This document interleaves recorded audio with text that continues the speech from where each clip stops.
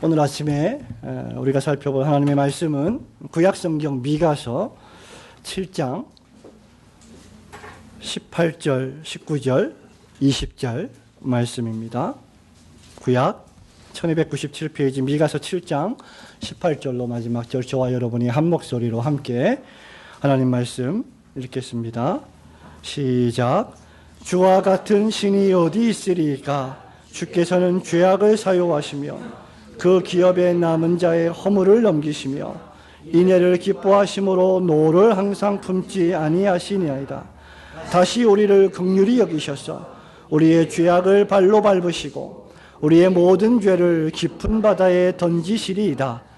주께서 옛적에 우리 열조에게 맹세하신 대로 야곱에게 성실을 베푸시며 아브라함에게 인애를 더하시리이다. 아멘.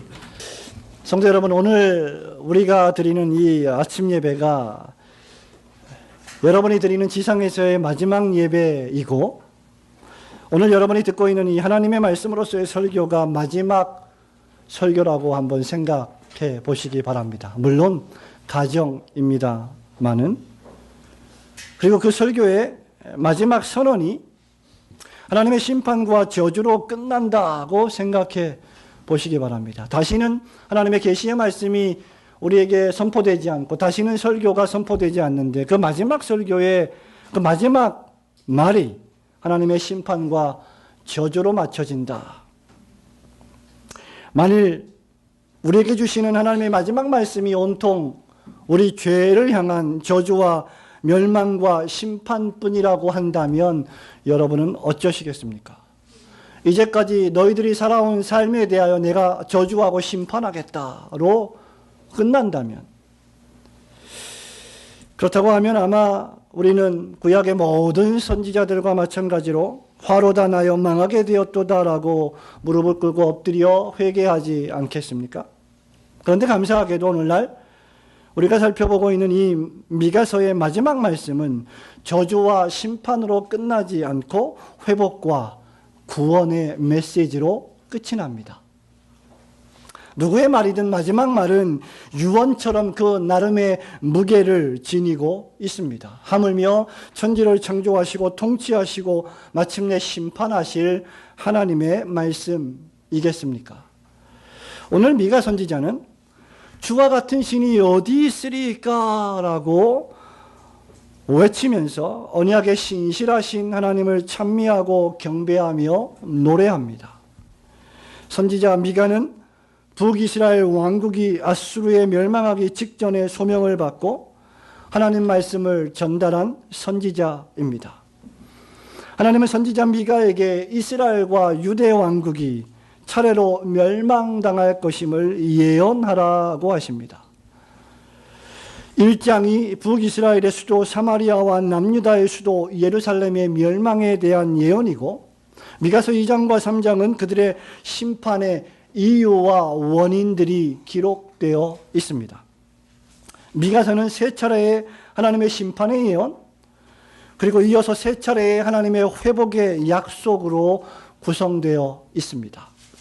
그리고 오늘 우리가 읽은 본문의 말씀은 그 마지막 회복의 약속의 말씀입니다. 선지자 미가는 이 마지막 말씀에서 주와 같은 신이 어디 있습니까? 라고 노래하고 있습니다. 이것은 질문이 아니고, 이것은 따져 묻는 것이 아니고, 주와 같은 신은 대명천지에 없습니다 라고 하는 고백의 노래입니다. 과연 미가 선지자가 고백했던 주와 같은 신은 어떤 하나님이십니까? 무엇보다도 하나님은 불의와 악을 멸하시는 심판의 신이십니다. 18절 말씀 저와 여러분이 한 목소리로 함께 읽겠습니다. 주와 같은 신이 시작. 주와 같은 신이 어디 있으리까? 주께서 죄악을 사하시며 그 기업에 남은 자의 허물을 넘기시며 인애를 기뻐하심으로 노를 항상 품지 아니하시나이다. 자, 18절 말씀에 보면 우리 하나님은 죄악을 사유하시고 죄를 사죄하시고 허물을 넘기시고 인애를 기뻐하심으로 노를 항상 품지 아니하신다라고 기록하고 있습니다. 그렇다고 하면 이 말은 죄악을 징벌하시고 동시엔 허물이 있는 자들을 간과하지 않으시고 노를 품으셨다라는 말씀이기도 합니다. 그리고 이것은 하나님이 선택하신 언약 백성이라고 해도 결코 예외가 아닙니다. 하나님은 죄와 악을 미워하시는데 특별히 당신이 선택하신 언약 백성의 죄악을 묵인하거나 간과하지 않으십니다. 하나님은 구원을 향한 언약에 신실하신 것처럼 심판을 향한 언약에도 신실하시기 때문입니다. 1장에 기록된 선지자 미가의 예언대로 북왕국 이스라엘은 주전 722년 아수르 제국의 살마네셀 5세에 의해 그 수도가 함락되었습니다. 이번에는 사네립의 군대가 예루살렘 문턱까지 진군해 와서 유다가 멸망을 처할 위기에 닥쳐 있는 계시의 말씀을 미가는 받았습니다. 하나님이 아수르와 바벨론 대제국을 도구로 자기 백성을 치십니다. 아니, 바벨론과 아수르를 들어서 그들이 하나님의 언약 백성을 치는 것을 허용하십니다. 북이스라엘과 남유다가 이렇게 멸망하는 이유가 과연 무엇이란 말입니까? 하나님은 왜 바벨론과 아수르에게 언약 백성을 치기를 허용하신다는 말입니까? 그 이유는 미가서 전반에 잘 나타나 있듯이 하나님을 예배하고 제사한다는 백성들이 공의와 자비를 행하지 않았기 때문입니다. 하나님의 백성들은 공평하게 행하지 않았고 하나님을 제사한다고 하는 사람들은 돌봄을 받아야 할 가난한 자들과 연약한 자들을 도리어 압제했습니다. 그들의 죄악이 무엇입니까? 앞서 말씀드린 대로 사실 미가서에는 하나님의 심판의 메시지와 회복의 약속이 여기저기 도처에 산재해 있습니다. 특히 2장과 3장에 그 원인이 집중되어 있습니다. 그들을 향한 하나님의 심판의 이유는 크게 세 가지입니다. 먼저 정치 지도자들의 타락입니다. 부패한 정치 지도자들은 온 백성을 위하여 공의로 공평하게 정치해야 하는데 도리어 권력을 이용해서 부를 축적했습니다. 미가서 3장을 펼쳐보시기 바랍니다. 미가서 3장 1절부터 3절 말씀을 함께 읽어봅니다. 내가 또 이르리니 시작. 내가 또 이르리니 야곱의 영들과 이스라엘 족속의 지도자들아 너희들아 공의는 너희의 할 것이 아니냐. 너희가 손을 미워하고 악을 좋아하여 내 백성의 가죽을 벗기고 그들에서 살을 뜯어 그들의 산을 먹으며 그 가죽을 벗기며 그 뼈를 꺾고 자기들을 미워하여 싸우게 땀을 흘린 것처럼 하는도다. 여러분, 이 말씀처럼 적나라한 말씀이 도대체 또 어디에 있겠습니까? 너희가 선을 미워하고 악을 도리어 좋아하며 백성의 가죽을 벗겨서 그 뼈에서 살을 뜯어 살을 먹고 그 가죽을 벗겨 뼈를 꺾어 다지고 남비와 속 가운데 담을 고기처럼 하고 있다. 백성들을 도륙해서 마치 자신의 먹잇감으로 사용하고 있는 정치 지도자들, 그들의 타락을 미가는 고발하고 있습니다. 둘째는 무엇입니까? 종교 지도자들의 타락입니다. 이것은 특히 강단의 타락입니다. 제사장들의 타락입니다. 3장 5절 말씀을 함께 읽겠습니다. 내 백성을 시작. 내 백성을 유혹하는 선지자는 이에 우리는 평강을 지키나 그의 무엇을 잡지 아니하는 자에게는 전쟁을 준비하는도다. 이런 선지자에 대하여 여호와께서 가라사대. 네, 11절도 함께 읽겠습니다. 그들의 우두머리들을 시작. 그 두령은 뇌물을 위하여 그 제사장은 삭을 위하여 교훈하며 그 선지자는 돈을 위하여 정치면서 오히려 여호와를 위하여 이르기를 여호와께서 우리 중에 계시지 아니하시나 재앙이 우리에게 임하지 아니하리라. 네, 성직을 직업으로 여기면서 돈을 위하여 기복적 메시지를 전하는 부패한 종교인들입니다. 자기에게 돈을 주면 평강을 외치고 복을 외치고 번성을 외치고 번영을 외치지만 자기에게 돈이 될 것 같지 않으면 저주를 일삼는, 저주를 퍼붓는 그런 타락한 종교인들 말입니다. 세 번째는 무엇입니까? 여기에 셋째로 하나님의 공의와 자비로운 성품을 드러내야 할 백성들 역시 함께 타락했습니다. 6장 10절, 11절, 12절에 보면 그들은 불의한 재물을 모았고 부정한 저울을 사용했고 부자들은 강포가 가득했습니다. 부정직과 거짓말이 사회 구석구석 깊이 침투한 것입니다. 정직하지 않으면, 거짓말을 하면 사회에서 잘 되고, 정직하면, 거짓말을 하지 아니하면 사회에서 대접을 받지 못하는 시대를 그들은 살아갔습니다. 실로 유다의 죄악은 총체적이었습니다. 위에서부터 아래까지, 아래서부터 위에까지 모두가 다 썩었습니다. 이런 타락이 더욱 무서운 것은 그들이 가진 헛된 종교적 소망 때문입니다. 미가서 3장 11절은 유다의 종교적 기만을 이렇게 묘사합니다. 그들의 두령들, 그들의 우두머리들은 뇌물을 위하여 재판하고, 그들의 제사장은 삭슬을 위하여 교훈하고, 선지자는 돈을 위하여 점을 치면서도 여호와를 신뢰하여 이르기를 여호와께서 우리 중에 계시지 아니하냐, 우리는 재앙을 당하지 아니할 것이다. 저는 선지서를 읽을 때마다, 특별히 소선지서를 읽을 때마다 오늘날 우리가 살아가고 있는 이 시대와 어쩌면 그렇게 유사한지 깜짝 놀라곤 합니다. 오늘날 우리 사회를 보십시오. 정치 지도자들의 정치력에 의문을 품는 것은 단순히 지도력의 부재 때문만은 결코 아닙니다. 그들은 일반 서민과의 차이가 너무 많이 나기 때문입니다. 한두 차례씩 언론에 공개되는 역대 정부의 차관급 이상 고위 공무원들의 재산은 최소 수십억에서 수백억 또는 천억 이상이 되는 재산가들도 있음을 우리는 보게 됩니다. 그들이 재산을 모은 것 자체가 죄악이 아니지만 그들의 재산 형성 과정을 우리가 다 알 수가 없지만 이런 현상은 부유한 자들과 압제받는 가난한 사람들 사이에 양극화를 발생시킵니다. 그러면서도 그들은 항상 국민을 위하여 일한다라고 말합니다. 더 놀라운 사실은 이러한 일들이 비단 사회에서만 벌어지지 않고 있다는 것입니다. 종교 지도자들, 오늘날 한국 사회에서 기독교의 지도자들로 일컬어지는 사람들의 타락도 역시 마찬가지입니다. 종교개혁 500주년이라고 하는 그 기념비적인 해를 우리가 살아가고 있는데 그 500주년이 무색하리만큼 명성교회 김삼환 목사는 자신의 아들 김하나 목사를 후임으로 청빙했습니다. 그리고 오늘 후임 목사로 가결하게 되는 날입니다. 종신대학원의 김영우 이사장은 뇌물공여라고 하는 실적법 위반으로 기소를 당하고서도 학교 정관을 바꾸어서 신학교를 사유화하려 하고 있습니다. 이 모든 일들이 종교개혁 500주년, 그것도 10월 달에 벌어진 일들입니다.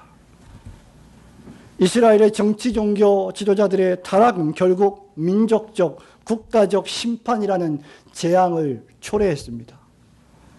사마리아의 함락과 예루살렘의 멸망은 위로부터 아래까지 총체적으로 타락한 하나님의 백성들의 죄악 때문이었습니다. 하나님이 지금 당장 이 대한민국 사회를 심판하신다 해도 우리에게는 할 말이 없습니다. 오늘날 조국의 정치 종교 지도자들의 타락 역시 하나님의 심판이라는 재앙을 초래하게 될지도 모를 것입니다. 하나님은 믿음이 있노라 하고 행함이 없는 자들을 심판하십니다. 입술로는 주여 주여 고백하면서 행위로는 적극적으로 부인하는 사람들, 그들은 하나님의 나라에 들어가지 못할 것입니다. 하나님은 절대로 가증한 자들을 그냥 두어 보지 않으실 것입니다. 사도 야고보는 야고보서 2장 26절에서 영혼 없는 몸이 죽은 것 같이 행함이 없는 믿음은 죽은 것이다 라고 선언했습니다. 성도 여러분, 여기서 우리는 하나님의 속성을 잘 알아야 합니다. 하나님의 속성은 의로움이요, 하나님의 속성은 거룩함이요, 하나님의 속성은 선입니다. 불의와 죄와 악을 저지르는 것은 하나님의 거룩하신 인격을 정면으로 거스리는 행위요, 불같으신 하나님의 심판을 자초하는 행위입니다. 결국 이스라엘은 멸망했고 유다는 바벨론의 포로로 끌려가는 수모를 당하고 맙니다. 우리 역시 이 역사의 벽보 앞에서 두려워 떨며 경고를 받아야 합니다. 이렇게 미가는 하나님 백성을 향한 심판이라고 하는 암울한 환상을 보았습니다. 이 말씀만을 읽으면 그야말로 우울하고 절망하며 공포에 떨 수밖에 없습니다. 그러나 미가는 또한 그 가운데서 반드시 회복시키시는 위대한 환상을 보게 됩니다. 그것은 바로 하나님께서 진노 가운데라도 긍휼을 잃지 아니하시며 언약을 기억하시고 구원하시는 회복의 신이시라는 사실입니다. 19절과 20절 말씀을 함께 읽겠습니다. 다시 우리를 시작. 다시 우리를 동기하셔서 우리의 죄악을 가려하시고 우리의 모든 죄를 깊은 바다에 던지시리이다. 주께서 옛적에 우리 열조에게 맹세하신 대로 야곱에게 성실을 베푸시며 아브라함에게 인애를 더하시리이다. 아멘. 하나님의 백성에게 소망이 있는 것은 그들이 공의를 행하고 그들이 자비를 행하기 때문이 아닙니다. 하나님의 백성에게 소망이 있는 것은 하나님께서 심판의 신이신 동시에 회복의 신이시라는 이 한 가지 사실에만 있습니다. 하나님은 심판도 선고하시지만 회복도 약속하십니다. 이 회복의 메시지는 미가서의 심판의 메시지 이후에 즉각적으로 선포됩니다. 4장에서 말일에 여호와의 전에 산이 산들 위에 우뚝 서고 모든 이방 사람들이 하나님 말씀을 배우러 이리로 몰려들게 될 것이라는 환상을 미가는 보게 됩니다. 5장에서 공의와 자비의 목자가 유다 베들레헴에 오셔서 평강의 왕으로 통치하실 것이라고 예언합니다. 이 목자의 인도와 보호 아래 있기만 하면 모든 하나님의 백성들은 구원과 안전을 얻게 될 것이라고 선포합니다. 구약의 남은 자들은 바로 이 미가가 보았던 환상, 바로 이 미가가 받았던 이 예언의 말씀을 보고 들어야만 했습니다. 구약의 신실한 하나님의 남은 백성들은 이 예언의 말씀을 듣고 또 듣고 읽고 또 읽고 배우고 또 배워야만 했습니다. 이 회복의 메시지는 이스라엘과 유다를 침략한 아수르와 바벨론 제국을 하나님이 마침내 심판하심으로 부분적으로 성취되었고 유대 민족들이 바벨론 포로에서 귀환함으로 또다시 부분적으로 성취되었습니다. 이 모든 일들은 하나님께서 당신의 택한 백성들을 위하여 역사를 통치하고 계시다는 사실에 대한 웅변적인 증거입니다. 마침내 이 예언의 말씀은 때가 참에 하나님이 그 아들을 여자에게서 나게 하심으로 결국 주 예수 그리스도의 성육신으로 말미암아 성취되었습니다. 그리고 이제 다시 오실 주 예수 그리스도의 재림으로 말미암아 이 회복은 완전히 성취될 것입니다. 예수님이 오신 것은 인간의 불의와 죄악에 대한 하나님의 심판을 온전히 감당하기 위함이었습니다. 의인은 없나니 하나도 없도다. 세상은 입만 열면 거짓말하는 죄인들, 약속을 하고도 지키지 않는 죄인들, 다 치우쳐 한 가지로 무익하게 되어 선을 행하지 않는 죄인들, 그 목구멍은 열린 무덤이며 그 입술에는 독사의 독이 있는 죄인들로 가득합니다. 그리고 그들을 향한 하나님의 무시무시한 심판을 대신 짊어지시기 위하여 우리의 구세주 예수 그리스도께서 이 세상에 오셨습니다. 그리고 그것을 날 위하여, 우리를 위하여, 하나님의 택한 백성들을 위하여 감당하셨습니다. 그 결과 주님이 만드신 나라는 미가의 예언처럼 평강의 나라, 의의 나라가 될 것입니다. 사도 베드로는 베드로전서 3장 18절에서 이렇게 말합니다. 그리스도께서도 단번에 죄를 위하여 죽으사 의인으로서 불의한 자를 대신하셨으니 이는 우리를 하나님 앞으로 인도하려 하심이라. 바울은 로마서 5장 19절에서 이렇게 선언합니다. 한 사람이 순종하지 아니함으로 많은 사람이 죄인 된 것 같이 한 사람이 순종하심으로 많은 사람이 의인이 되리라. 예수 그리스도는 우리의 불의에 대한 심판을 기꺼이 받으시고 우리에게는 평강이라고 하는 구원의 열매를 선물로 주셨습니다. 예수님의 십자가 죽음은 공의와 자비의 실천에 대한 우리의 실패에 따른 하나님의 심판이셨습니다. 우리가 받을 심판을 대신 받으신 것입니다. 그러므로 이제 우리에게는 더 이상 정죄함이 없습니다. 사도 바울이 그 위대한 기독교의 구원을 설파하면서 로마서 8장 1절에서 이렇게 자신만만하게 선언합니다. 그러므로 이제 그리스도 예수 안에 있는 자에게는 결코 정죄함이 없나니 이는 그리스도 예수 안에 있는 생명의 성령의 법이 너를 죄와 사망의 법에서 해방하였습니다. 믿으시기를 축원합니다. 우리는 자유하게 되었습니다. 우리는 자유하게 되었습니다. 며칠 지나지 않아 수능을 치르는 사랑하는 우리 친구 여러분, 우리 신하진 운동원, 박주원 운동원, 그리고 우리 신혜린 운동원, 오늘 자리에 없지만 세상은 끊임없이 우리를 평가할 것입니다.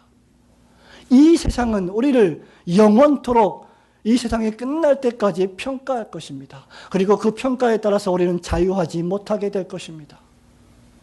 그러나 성경은 우리에게 자유인이라고 선포하고 계십니다. 그 모든 시험으로부터, 그 모든 율법으로부터, 그 모든 법규로부터 우리는 자유하게 되었습니다.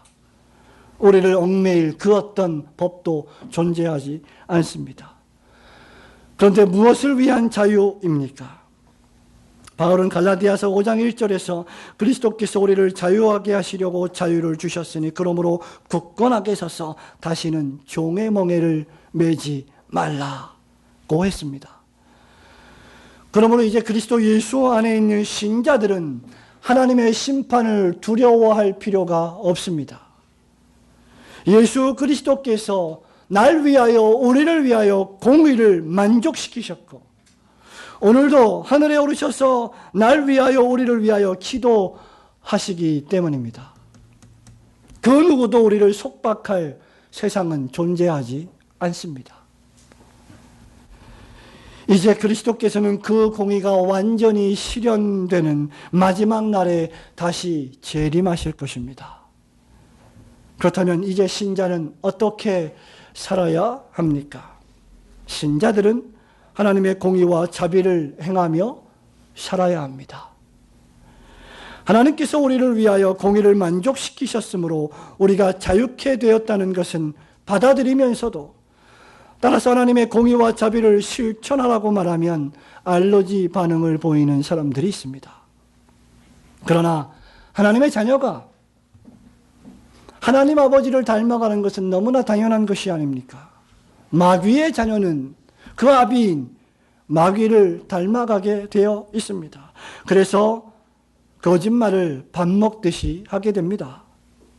그러나 하나님의 자녀가 되었다면 진실과 인애와 공의와 자비는 그의 인격이 될 것입니다. 하나님의 자녀는 하나님을 닮아 매사에 공의와 자비를 베풀어야 합니다. 더욱이 하나님이 나를 심판에서 회복시켜 주셨다면 더욱 하나님을 위하여 살아야 하지 않겠습니까?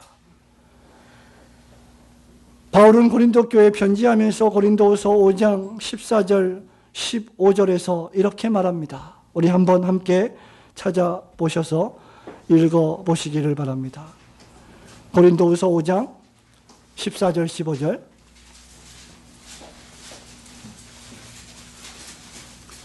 고린도후서 5장 14절 15절. 그리스도의 사랑이 시작.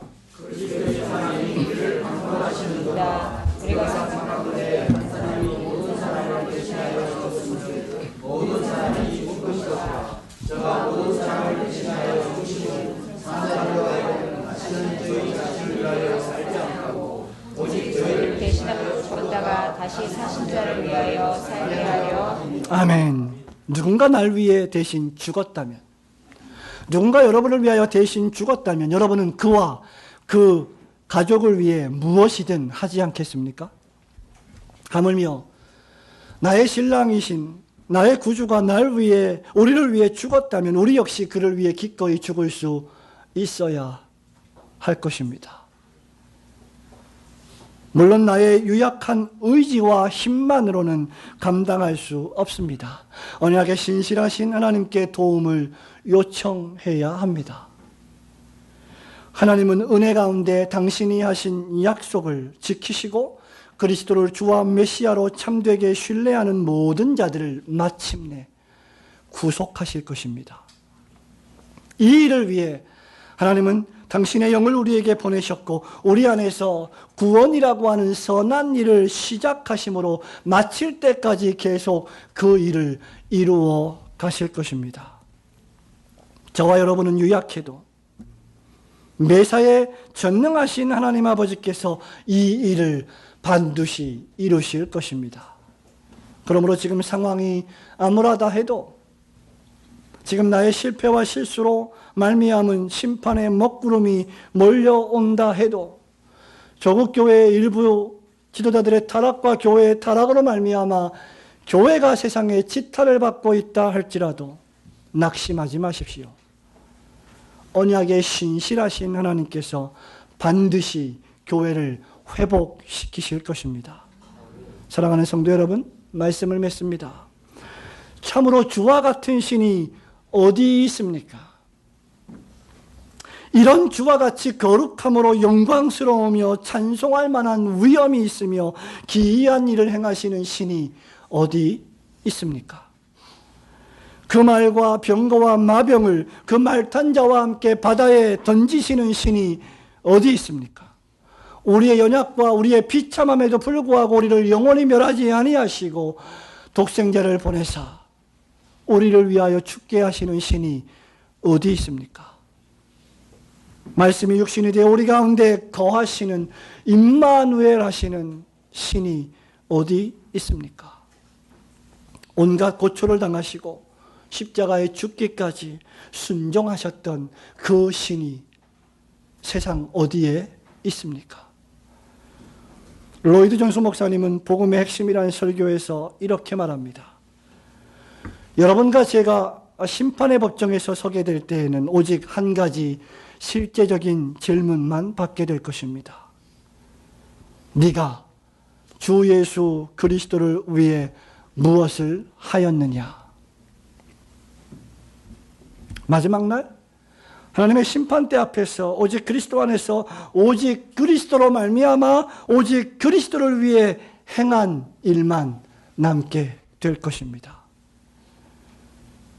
그러므로 선지자 미가와 함께 우리 주와 같은 신이 어디 있으리까? 라고 외치시며 여호와 하나님을 영원토록 경배하시는 올곧은 성도들이 되시기를 주님의 이름으로 축원합니다. 아멘.